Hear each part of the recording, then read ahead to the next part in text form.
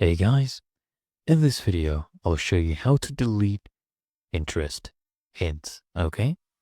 First, you want to go ahead and click on this icon here at the top right to access your profile. So this is my profile, and then I'll come here and click on pins to see all my pins I have on my profile. So here we go. We have all these pins. And if you want to go ahead and delete any of them, just need to go ahead and click on this icon.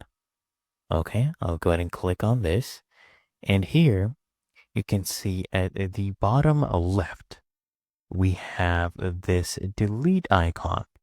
I want you to go ahead and click on this, click on delete, and it will give you a prompt where they're asking you to confirm if you're sure you want to go ahead and do this. Because once you delete a pin, you cannot actually undo it.